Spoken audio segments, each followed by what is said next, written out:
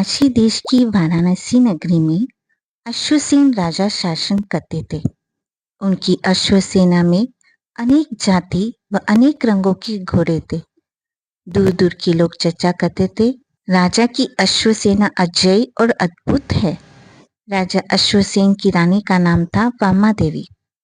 ग्रीष्म काल के प्रथम मास प्रथम पक्ष अर्थात चैत्र मास की कृष्ण चतुर्थी के दिन मध्य रात्रि को विशाखा नक्षत्र के समय चंद्रमा का योग आ जाने पर 20 सागरोपण की स्थिति वाले 10वें प्राणत देवलोक से स्वर्ण बाहु देव का जीव चवन कर माता वामा देवी के गर्भ में आया। माता वामा देवी ने सुखशैया में अर्ध निद्रा अवस्था में गज वृषभ आदि 14 महा स्वप्न देखे। तक्षण सावधान हो एवं स्वप्न की स्मृति कर अपने पतिदेव के पास आई और देखे हुए सपनों का वर्णन किया। राजा ने कहा, महारानी, ऐसे शुभ और महान स्वप्न दर्शन से प्रतीत होता है कि तुम्हारे गर्भ में अतिशय पुण्यशाली आत्मा का आगमन हुआ है। सूर्य उदय होते ही राजा ने राजसभा में स्वप्न फल कथन के ज्ञाता विद्वानों को बुलाया। विद्वान पंडितों ने अपने शास्त्र के आधार पर विचार विमर्श कर कहा, हे राजन, महारानी ने बहुत ही उत्तम स्वप्न देखे हैं, जिससे आपके कुल में केतु समान महाभाग्यशाली पुत्र जन्म लेगा। बड़ा होने पर वह चारों दिशाओं का स्वामी, चक्रवर्ती, राज्यपति, राजा होगा या 3 लोक का नायक, धर्मश्रेष्ठ, धर्म चक्रवर्ती, जिनेश्वर तीर्थंकर होगा। समय आने पर पौष कृष्ण दशमी के दिन रानी ने एक सुंदर शिशु को जन्म दिया। क्षण भर के लिए समूचे संसार में प्रकाश जगमगा उठा। हर जीव अपने अंदर 2 पल के लिए अपूर्व आनंद की अनुभूति करने लगा। उस समय का वायुमंडल स्वभाव से ही स्वच्छ, रम्य और सुगंधमय बन गया। 10 दिशाएं अचेतन होने पर भी प्रफुल्लित हो उठी। भगवान के जन्म के प्रभाव से भिन्न भिन्न दिशाओं में रहने वाली 56 दिक् कुमारिकाओं के आसन कंपायमान हुए। उन्होंने ज्ञान बल से देखा, अहो, पृथ्वी पर प्रभु ने जन्म लिया है। प्रभु का जन्म जानकर हर्षित होती हुई वे पृथ्वी पर आई और प्रभु एवं प्रभु माता को नमस्कार कर कहा, हे रत्न कुक्षिणी माता, हमें जग तारक प्रभु का स्तुति का कर्म करने की आज्ञा प्रदान कीजिए। 56 दिक् कुमारिकाओं ने प्रभु का स्तुति कर्म तथा स्नान आदि कराकर जन्मोत्सव मनाया। जन्मोत्सव संपूर्ण होने के पश्चात शकेंद्र का आसन कंपायमान हुआ। उसी समय एक देवेंद्र वहां आया। हे मातेश्वरी, मैं स्वधर्म देवलोक का स्वामी शक्र आपको प्रणाम करता हूँ। फिर शकेंद्र ने शिशु रूप तीर्थंकर देव को नमस्कार किया। हे 3 लोक के तारनहार, मेरी वंदना स्वीकारे। मैं आपका जन्म अभिषेक करना चाहता हूँ। कहकर शकेंद्र ने माता को अवस्वापिनी निद्रा में सुला दिया। फिर शिशु का एक प्रतिबिंब बनाकर माता के पास रख दिया। इंद्र ने अपने 5 स्वरूप बनाए। एक स्वरूप ने शिशु प्रभु को गोदी में उठाया। दोनों ओर चंवर बिजाने लगे। एक ने छत्र किया और एक स्वरूप हाथ में वज्र घुमाता हुआ आगे चलने लगा। मेरु पर्वत की श्वेत स्फटिकमयी शिला पर गोद में लेकर बैठ गए।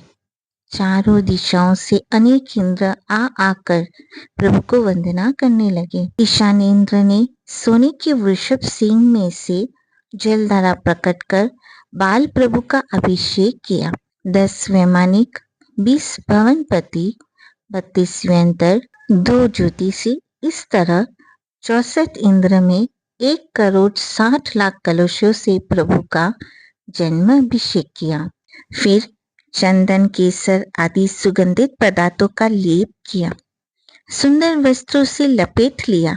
सभी इंद्र हाथ जोड़कर प्रभु की स्तुति करने लगे। हे ज्ञान दिवाकर, हे साक्षात धर्म के अवतार, हे मोक्ष मार्ग के प्रकाशक, हम आपको नमस्कार करते हैं। फिर बाल प्रभु को माता के पास लाकर सुला दिया, प्रतिबिंब उठा लिया। प्रातःकाल प्रियवंदा दासी ने आकर राजा को सूचना दी, महाराज, महारानी ने सूर्य के समान तेजस्वी शिशु को जन्म दिया है। राजा आई, शिशु को देखा, शिशु के पैर की तरफ संकेत कर राजा ने कहा, देखो, बालक के पैर पर नागदेव का चिन्ह है, अवश्य यह नाग जाति का उद्धार करेगा। रानी ने कहा, महाराज, आपका कथन सत्य है। गर्भकाल में एक रात घोर अंधेरे में मेरे पास से एक काला नाग आया था।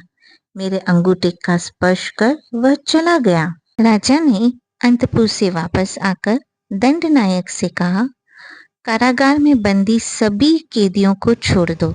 पूरे काशी देश में 12 दिन का उत्सव घोषित करो। 12 दिन तक पूरे नगर में उत्सव मनाया जाए। राजकोष का मुंह खोल दिया गया। गरीबों को अन्न, वस्त्र, भोजन दिया गया। वृद्ध दासों को दास कर्म से मुक्त कर दिया गया। इस प्रकार समस्त नगरवासी दरिद्रता, दीनता एवं बंधनों की पीड़ा से मुक्त होकर खुशियां मनाने लगे। लोग धन्य धन्य होकर कहने लगे, संसार को ताप संताप से मुक्ति दिलाने वाला कोई महापुरुष अवतरित हुआ है। स्वजनों के प्रति भोज में राजा ने घोषित किया, गर्भकाल में माता के पार्श्व से नागदेव निकला था, इसलिए इस बालक को हम पार्श्व कुमार कहेंगे। कुल की वृद्ध महिलाओं ने शिशु का दिव्य नीलवर्णी रूप देखकर कहा, यह तो नीलकमल जैसे सुरमई है। दूसरी बोली, नीलमणि जैसी इसकी दिव्य देह कांति तो देखो। चंद्रमा की कलाओं की तरह पार्श्व कुमार बड़ा होने लगा। पार्श्व कुमार 8 वर्ष का हुआ। पिता ने सोचा, पार्श्व कुमार को क्षत्रियोचित विद्याओं का ज्ञान कराना चाहिए। अगले दिन गुरुकुल के कलाचार्यों को बुलाया गया। आचार्यवर, इस बालक को सभी प्रकार की शिक्षा देकर योग्य बनाइए। कलाचार्य, महाराज, यह तो जन्मजात सुयोग्य है, इसको मैं क्या कला सिखाऊंगा। स्वयं कलाचार्य ने पार्श्व से कई तरह का ज्ञान प्राप्त किया, क्योंकि जब प्रभु माता के गर्भ में आए थे तब से मति, श्रुत, अवधि ज्ञान अर्थात 3 ज्ञान से युक्त थे। युवा होने पर पार्श्व कुमार साक्षात कामदेव का अवतार लगने लगा। 9 हाथ ऊंचे पार्श्व कुमार जब घोड़े पर सवार होकर नगर में निकलते थे तो स्त्रियां कहने लगती, वह स्त्री परम सौभाग्यशाली होगी जिसका पति कामदेव जैसे अपने राजकुमार होंगे। एक दिन महाराज अश्वसेन राजसभा में सिंहासन पर बैठे थे। तभी द्वारपाल ने आकर निवेदन किया, महाराज, एक सुंदर आकृति वाला परदेशी दूत आपके दर्शन चाहता है। राजा, उसे सम्मान पूर्वक राजसभा में लाओ। दूत ने आकर राजा को नमस्कार किया। वीर शिरोमणि महाराज, अश्वसेन की जय हो। राजा ने बैठने का संकेत किया। वह आसन पर बैठ गया। राजा ने पूछा, भद्र पुरुष, तुम किस देश से आए हो? कौन हो? क्या प्रयोजन है? महाराज, मैं कुश स्थल के महाराज प्रसेनजित का मित्र दूत हूँ। पुरुषोत्तम मेरा नाम है। मैं उनका संदेश लेकर आया हूँ। राजा, कहिए, क्या संदेश है? आपने वीर शिरोमणि महाराज नरवर्म का नाम तो सुना ही होगा। वे महान पराक्रमी थे। दूर दूर प्रदेशों के राजाओं को जीतकर राज्यों का विस्तार किया था। राजा अश्वसेन, हाँ, सुना है। राजा नरवर्म बड़े वीर और पराक्रमी थे। राजन, अनेक राजाओं को अपने अधीन करने वाले राजा एक दिन एक सद्गुरु आचार्य के दर्शन करने गए। उनका उपदेश सुना तो मन विरक्त हो गया। अश्वसेन बड़े भव्य आत्मा थे। महाराज, उन्होंने अपने पुत्र प्रसेनजीत को राज्य सौंपकर दीक्षा ग्रहण कर ली। राजा अश्वसेन धन्य है उन्हें, जिस राज्य के लिए मनुष्य अपने प्राणों की बाजी लगा देता है, भयंकर युद्ध करके जिस राज्य को प्राप्त करता है, उसे तुच्छ समझकर त्याग देना सचमुच महान त्याग है। धन्य है उन्हें सभी सभासद, धन्य है उनके वैराग्य को। राजा, हाँ तो आगे बताओ। दूत, महाराज, उन महाराज नववर्मा के पुत्र प्रसेनजीत राजा अभी राज्य का पालन करते हैं। महाराज प्रसेनजीत की एक देव कन्या समान पुत्री है, प्रभावती। राजा मुस्कुराकर, हाँ, कन्या सुंदर है, सुयोग्य भी होगी तो? राजा ने जिज्ञासा की। दूत, महाराज, जैसे फूलों की सुगंध से आकृष्ट होकर भंवरे आते हैं, वैसे प्रभावती के गुण व रूप की प्रशंसा सुनकर अनेक राजकुमार वहां आए, परंतु उसने किसी को भी पसंद नहीं किया। राजा, क्यों? क्या वह विवाह करना नहीं चाहती? दूत, राजन, बात यह है, प्रभावती एक बार कुमुदी महोत्सव के दिन उद्यान में गई। चंद्रमा की शीतल चांदनी में वह सरोवर के तट पर बैठी थी। तभी वहां कुछ गंधर्व कन्याएं स्नान करने आई। वहां वे नृत्य करती हुई एक गीत गा रही थी, जिसका भाव था, इस धरती पर पार्श्व कुमार साक्षात काम के अवतार है। दिव्य रूप, दिव्य गुण, अनंत बलि, अद्भुत रूप, लावण्यशाली पार्श्व कुमार को जो प्राप्त करेगी, उस नारी का जीवन धन्य है। गंधर्व बालाओं का गीत सुनकर प्रभावती तो जैसे पार्श्व कुमार की ही हो गई। उसने संकल्प किया, पार्श्व कुमार के सिवाय संसार के सब पुरुष मेरे भाई तुल्य हैं, वे ही मेरे प्राणाधार होंगे। राजा अश्वसेन मुस्कुराए, तो इसलिए आप आए हैं? दूत, महाराज, अभी मेरी बात अधूरी है, आगे सुनिए। राजा, सुनाइए। दूत, कुश स्थल के निकट कलिंग देश का यवन राजा बड़ा पराक्रमी और दुर्जय योद्धा है।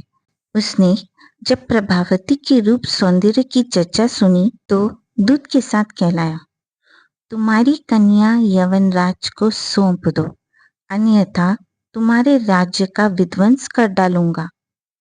राजा प्रसेनजीत ने उत्तर दिया, राजहंसी मोती चुकते हैं, कभी कंकर नहीं चुक सकती।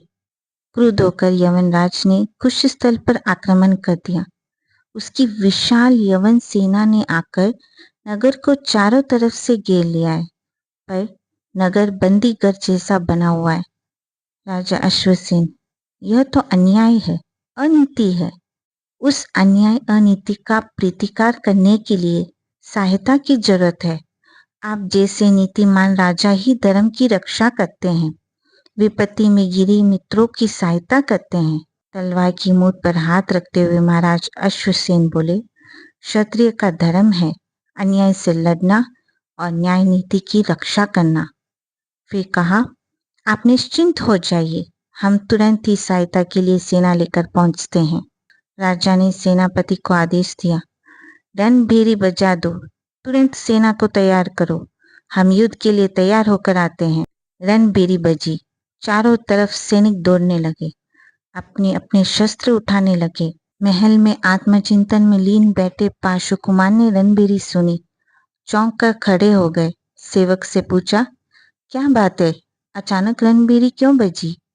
सेवक, महाराज, युद्ध की तैयारी का आदेश हुआ है। पार्श्व कुमार ने पिता के पास आकर प्रणाम किया।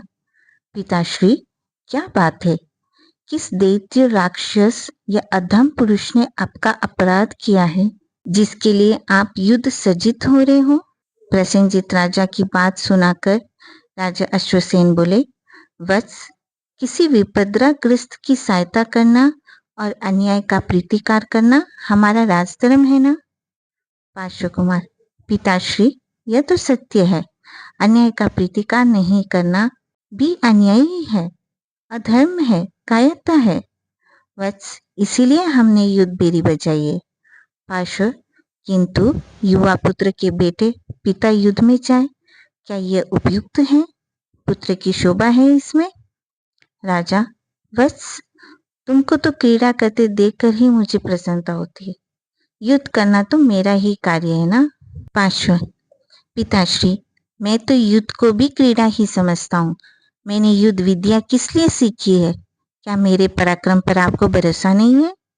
पिता, वत्स, तुम्हारे बल पराक्रम पर कौन संदेह कर सकता है, किंतु मैं अभी तुमको युद्ध में नहीं भेजना चाहता।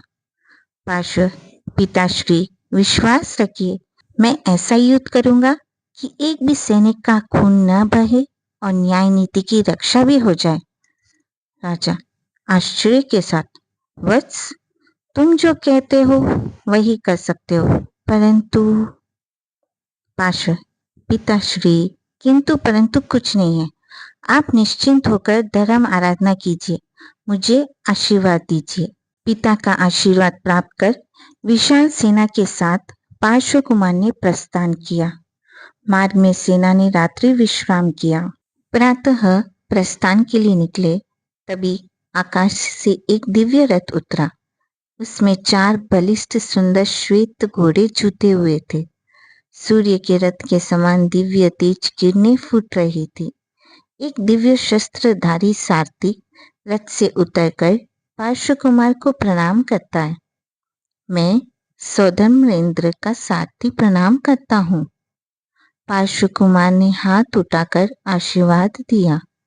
सारथी, देव, इंद्र महाराज ने निवेदन किया है, यद्यपि आप अनंत बलीय, आपकी अंगुली हिलते ही 3 लोक कंपायमान हो सकता है। आपको किसी की सहायता की अपेक्षा नहीं है, फिर भी भक्ति भावना के वश इंद्रदेव ने दिव्य शस्त्रों से सज्जित यह दिव्य रथ भेजा है। इस पर विराजने का अनुग्रह करे। पार्श्व कुमार रथ पर आसीन होते हैं। दिव्य रथ सूर्य रथ की तरह धरती से ऊपर उठकर चलने लगा।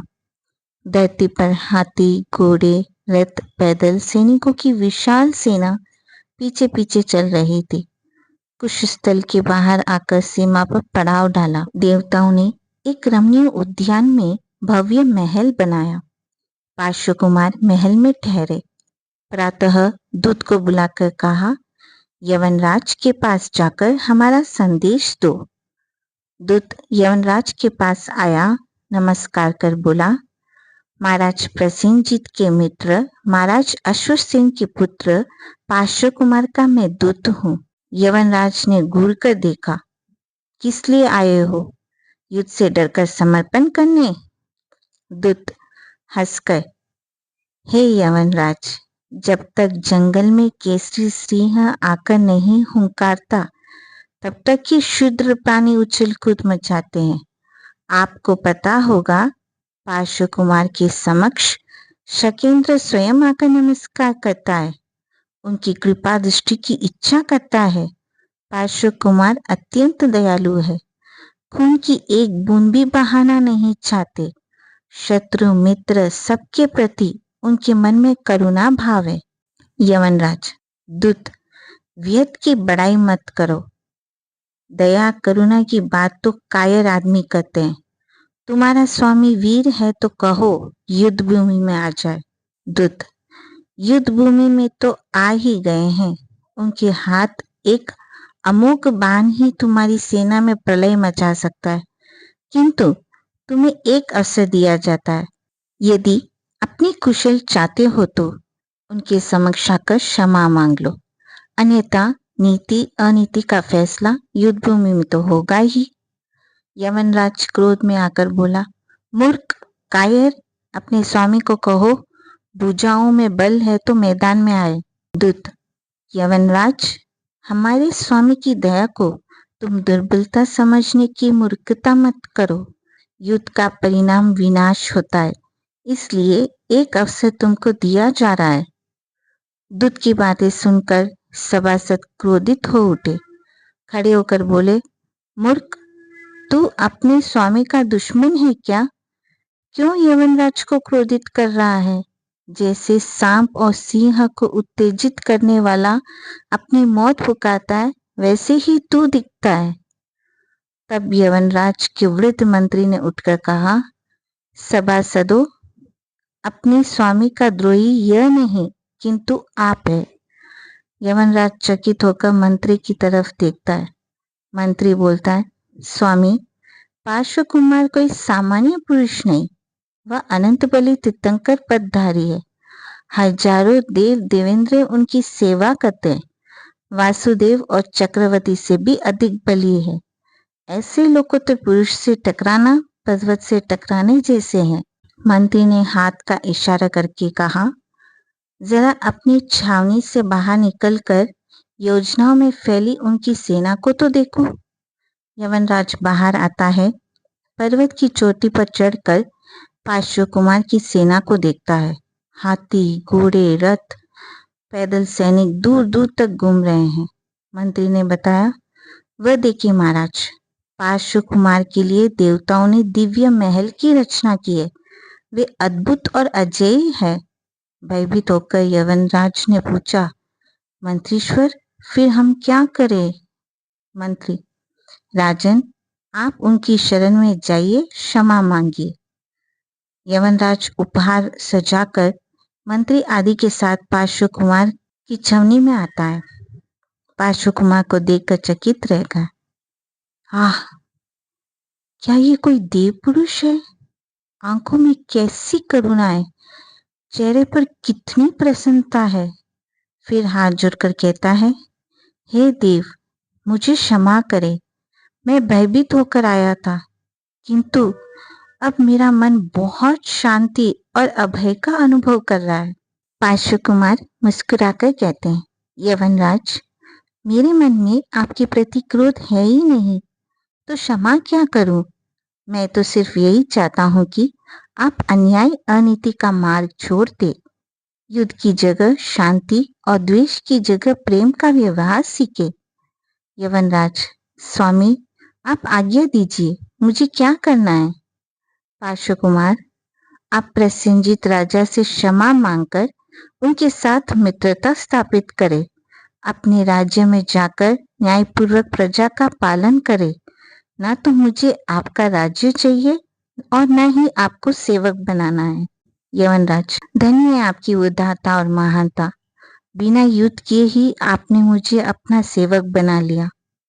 सैनिकों ने जाकर राजा प्रसेनजीत को समाचार दिया, महाराज, चमत्कार हो गया।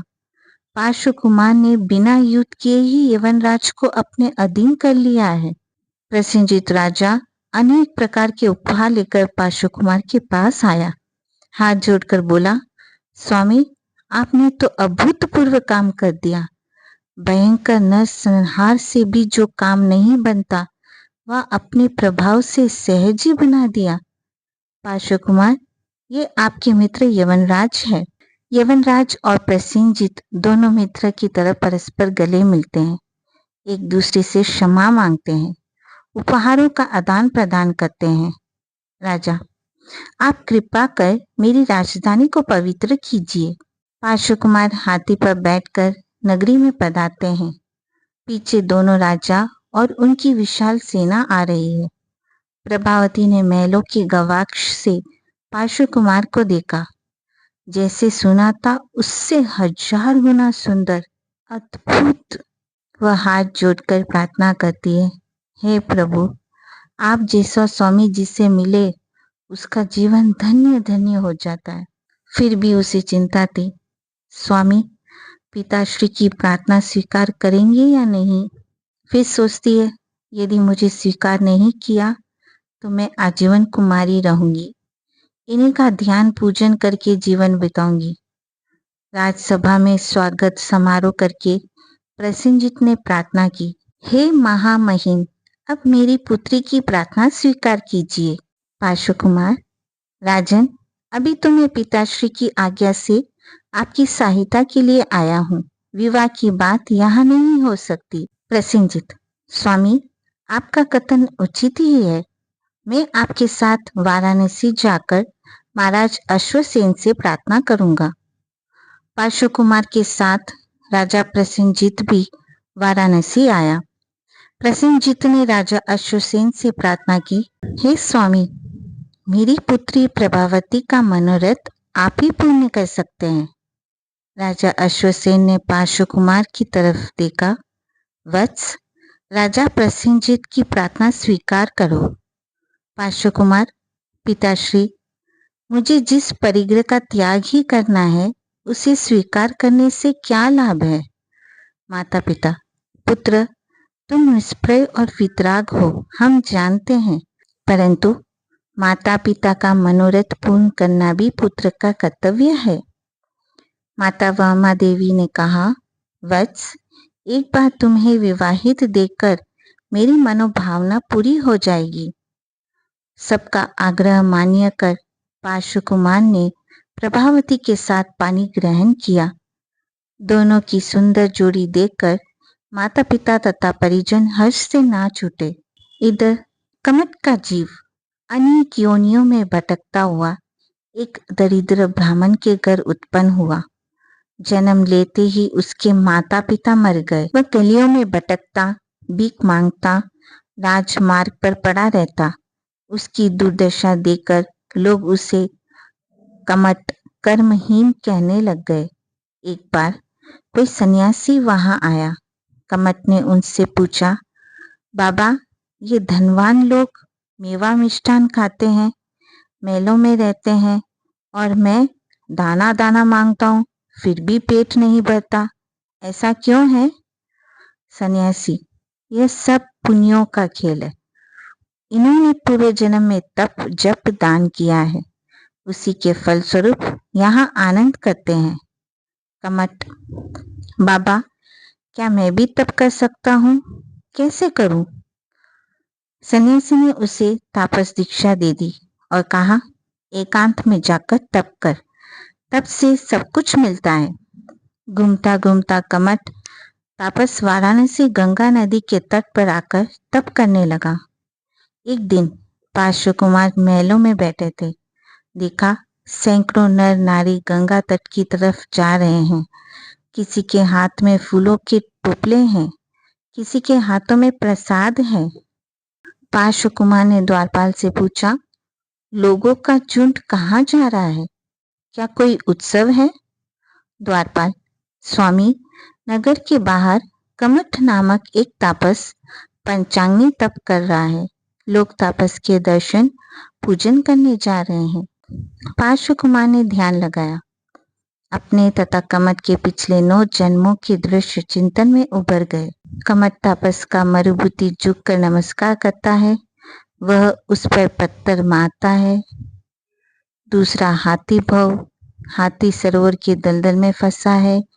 उल्टा लंबा सांप डंक मार मार कर घायल कर रहा है। तीसरा सहस्त्रा देवलोक में देव बने हैं। चौथा राजा किरण वेग बने और उग्र तपस्या की एवं विशुद्ध सर्प ने डंक लगाया।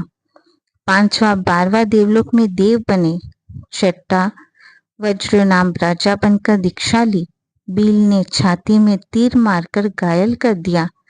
सातवां मध्य ग्रीवक देव विमान में देव बने।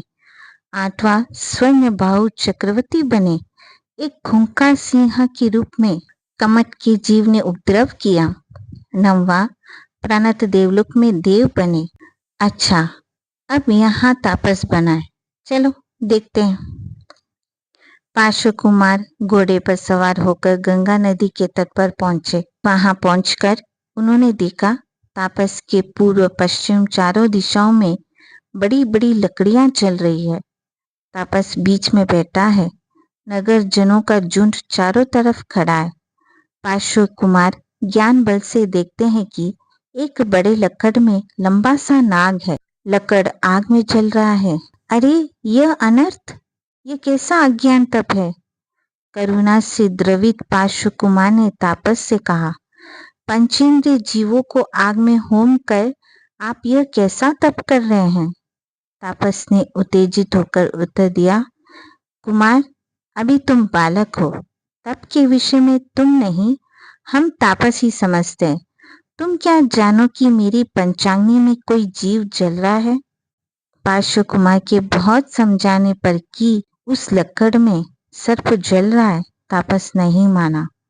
तब पार्श्व कुमार ने सेवकों को आदेश दिया, उस लकड़ को बाहर निकालो, उसमें एक नाग जल रहा है। सेवकों ने लाठियों से लकड़ को कुंड से बाहर निकाला।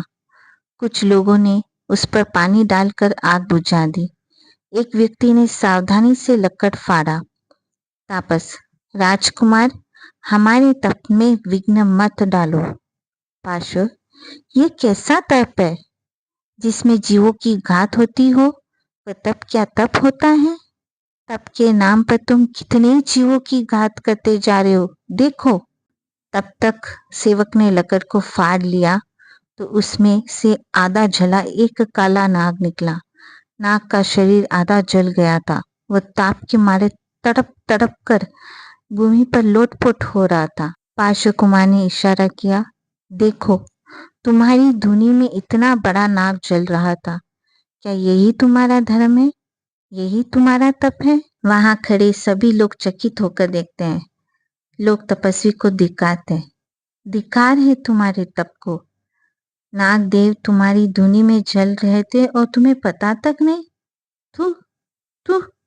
तापस भी चुप होकर नीचे सिर झुका लेता है। आंखें लाल हो जाती है। पार्श्व कुमार घोड़े से उतरकर नाग के पास आते हैं। नाग, मैं जानता हूँ तुम भयंकर वेदना भोग रहे हो। मन को शांत रखो, मंत्र सुनो, मंत्र पर श्रद्धा करो। मधुर स्वर में 3 बार नौकार मंत्र सुनाया, नमो ओरियंतानम, नमो सिद्धानम।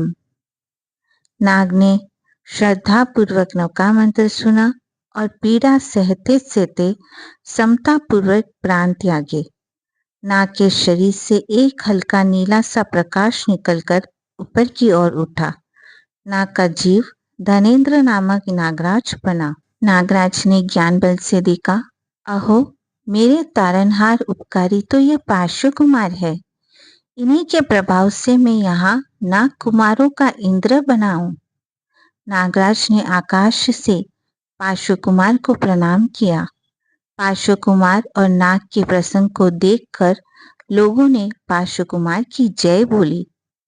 चारों तरफ गूंजने लगा, पार्श्व कुमार की जय, धर्म की जय। कमट क्रोध में फुंकारता हुआ उठा, राजकुमार, तुमने मेरी तपस्या में विघ्न डाला है। फल भुगतने को तैयार रहना, बदला लूंगा। और वह पांव जमीन पर पटकता हुआ जंगल की तरफ चला गया। अनेक प्रकार का अज्ञान तप करके मरकर वह मेघमाली नामक असुर देव बना। इस घटना के बाद पार्श्व कुमार का चिंतन नई दिशा में मुड़ गया। वे सोचने लगे, धर्म पर अज्ञान का आवरण छा रहा है।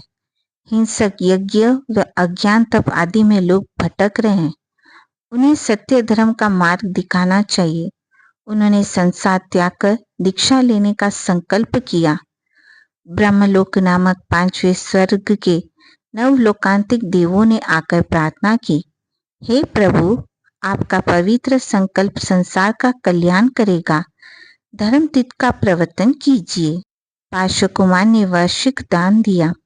वे 1,08,00,000 स्वर्ण मुद्राएं प्रतिदिन दान करते थे।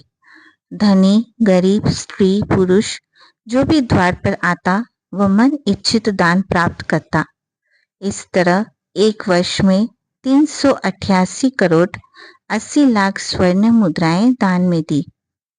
अभी निष्क्रमण का समय निकट आने पर हजारों देव तथा राजा पार्श्व कुमार का दीक्षा दिवस मनाने एकत्रित हुए। उस समय शीत ऋतु का दूसरा महीना और तीसरा पक्ष चल रहा था। पौष कृष्ण एकादशी के दिन पूर्वा में एक विशाल शिविका में बैठे। आगे मनुष्य तथा पीछे देवगण मिलकर शिविका को कंधों पर उठाए चल रहे थे।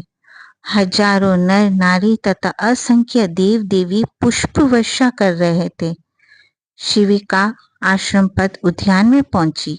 पार्श्व कुमार ने अपने दिव्य वस्त्र तथा आभूषण उतारे। शकेंद्र ने उन्हें रत्न थाल में ग्रहण किया, फिर केश लुंचन किया। इंद्र ने प्रभु के शरीर पर देवदुष्य पीला केसरिया रंग का दुपट्टा वह रखा। वृक्ष के नीचे खड़े होकर प्रभु ने नमो सिद्धानम कहकर नमस्कार किया। करे में समाय्यम सवम सावजम जोगम पचकामी आदि। मैं आज से सभी सावध्य कर्मों का त्याग करता हूँ। प्रभु के साथ 300 मनुष्य ने चरित्र ग्रहण किया। दीक्षा के दिवस स्वीकार किया हुआ 8म तप परिपूर्ण होने पर प्रभु विहार करते हुए कोपकट नगर पधारे। वहां धन्य नाम के गृहस्थ के घर पर भिक्षा के लिए पधारे। गृहस्थ ने भावपूर्वक प्रभु को खीर का दान किया। उसी समय देवताओं ने आकाश में अहो दानम घोषित किया और 5 दिव्यों की वर्षा की। एक बार प्रभु कोशाम्ब वन में ध्यान लीन थे। दानेन्द्र देव ने आकर प्रभु की वंदना की। अहो, प्रभु के मस्तक पर इतने तेज सूर्य किरणें। देव ने प्रभु के मस्तक पर 3 दिन तक सर्प के फन रूप छत्र खड़ा कर दिया। कहा जाता है इसी कारण उस स्थान का नाम अहिछत्रा प्रसिद्ध हो गया। विहार करते हुए प्रभु एक तापस आश्रम के पास आए।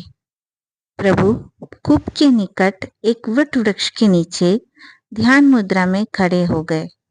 मेघमाली देव आकाश मार्ग से कहीं जा रहा था। नीचे उसने ध्यानस्थ पार्श्व प्रभु को देखा, अवधि ज्ञान लगाया। वैर की उग्र भावना जागृत हुई। क्रोध का दावानल भभक उठा। यही मेरा शत्रु है। पिछले जन्मों में इसने बार बार मुझे कष्ट दिए, मेरी दुर्दशा कराई। आज उन सब का बदला लूंगा। उसने अपने माया बल से केसरी सिंह को उत्पन्न कर दिया। 5-6 सिंह दढ़ाते, पूंछ उछालते एक साथ प्रभु पर झपटे। नाखूनों से पार्श्व प्रभु के शरीर को घायल कर दिया। दहाड़े लगाई, गर्जना से जंगल कांप उठा, किंतु प्रभु तो मूर्ति की तरह ध्यान में स्थिर खड़े रहे। राक्षस आकाश में खड़ा सोचता है, यह तो अभी भी स्थिर खड़ा है, मेरे सब प्रयत्न व्यर्थ हो रहे हैं। क्रोध में होठ काटता, दांत किटकिटाता राक्षस हुंकारता है, आज इस शत्रु का संहार कर कर ही रहूंगा।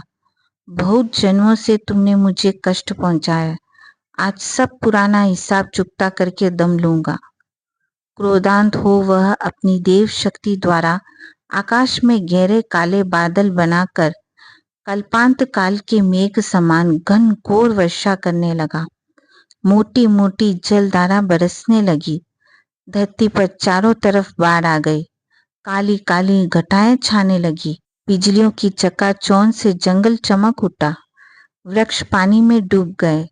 पहले जल प्रभु के घुटने तक आया, फिर बढ़ता बढ़ता कंधों तक आ गया। प्रभु अभी भी अविचल खड़े रहे। तभी स्वर्ग में धनेन्द्र देव का आसन डोलने लगा। यह क्या हो रहा है? कोई शत्रु आ रहा है या किसी महापुरुष पर संकट आया है? धनेन्द्र ने ध्यान लगाया और अचानक बोलने लगे, अनर्थ, घोर अनर्थ। परम उपकारी प्रभु संकट में है। दुष्ट असुर मेघमाली उपद्रव मचा रहे हैं। पास बेटी देवी पद्मावती बोली, स्वामी चले हम प्रभु की सेवा में। दोनों ही दिव्य गति से नीचे आते हैं, प्रभु को नमस्कार करते हैं। हे देवादिदेव, यह दुष्ट आपको कष्ट पहुंचा रहा है। तभी एक विशाल कमल प्रभु के नीचे उठता है। प्रभु जल से ऊपर उठते हैं। नीचे से एक नागदेव प्रकट होता है। प्रभु के समूचे शरीर को लपेटता हुआ मस्तिष्क पर अपने 7 फन फैलाकर छत्र बनाता है। जो जो जल बढ़ता है, कमल पर स्थित प्रभु का आसन ऊंचा उठता जाता है। तभी धनेन्द्र देव ने मेघमाली को ललकारा, अरे दुष्ट, क्या अनर्थ कर रहा है? क्षमा सागर करुणा अवतार प्रभु को कष्ट देकर घोर पाप कर्म कर रहा है। दुष्ट, यह वज्र अभी भी तेरा संहार कर डालेगा, किंतु क्षमा मूर्ति प्रभु के समक्ष रहने से मैं तुझ पर प्रहार नहीं कर सकता। अपनी माया समेट ले। मेघमाली देखता है सामने धनेन्द्र देव खड़े हैं। धनेन्द्र देव कहता है, दुष्ट, प्रभु ने तो मुझ पर कृपा कर हिंसा पाप से बचाया था। जन्म जन्म में तुझ पर क्षमा का अमृत वर्षाया, किंतु तू हर जन्म में इनको कष्ट देता रहा और क्रोध की आग में झुलसता रहा। अब रुक जा, अन्यथा भस्म कर डालूंगा। क्रोधित धनेन्द्र देव को देखकर मेघमाली भय से कांप उठा।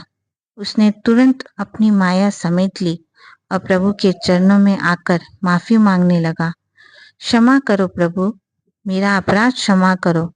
मैंने आपको 9 जन्मों तक कष्ट दिए और आपने मुझ पर क्षमा की। आज भी मेरी रक्षा करो। धनेन्द्र देव के क्रोध से मेरी रक्षा करो प्रभु। प्रभु पार्श्वनाथ तो अभी भी ध्यान में स्थिर थे।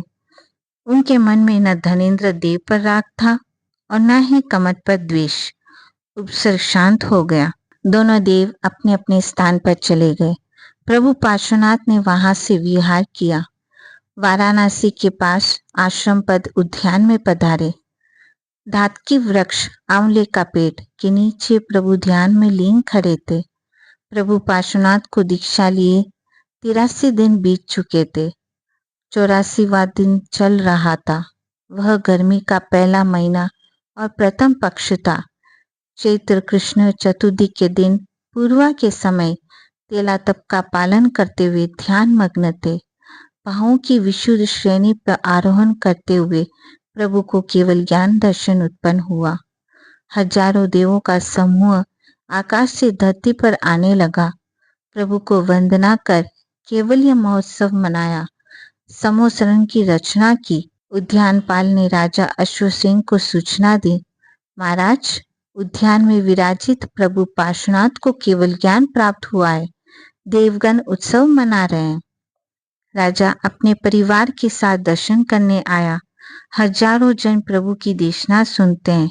भगवान ने धर्म के स्वरूप पर प्रथम प्रवचन दिया। हिंसा त्याग, असत्य त्याग, शौर्य त्याग तथा परिग्रह त्याग रूप चतुर्याम धर्म द्वारा आत्म साधना का मार्ग दिखाया।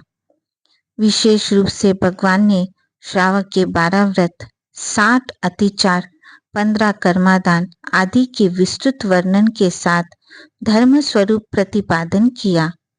भगवान की देशना सुनकर राजा अश्वसेन, वामा देवी, प्रभावती आदि सैकड़ों स्त्री पुरुष दीक्षित हुए। सैकड़ों ग्रस्त श्रावक व्रत धारण करते हैं। उस समय के प्रसिद्ध वेद पाठी शुभदत्त आदि अनेक विद्वानों एवं राजकुमारों आदि ने भी भगवान की देशना से प्रभुत होकर दीक्षा ग्रहण की। भगवान ने श्रावक श्राविका, साधु साध्वी रूप 4 तीर्थ की स्थापना की। शुभदत्त प्रथम गंधर्व बने। भगवान पार्श्वनाथ के धर्म तीर्थ में कुल 8 गंधर्व हुए। अनेक वर्षों तक विहार कर प्रभु ने धर्म का उपदेश दिया। हजारों लोगों ने दीक्षा ग्रहण की।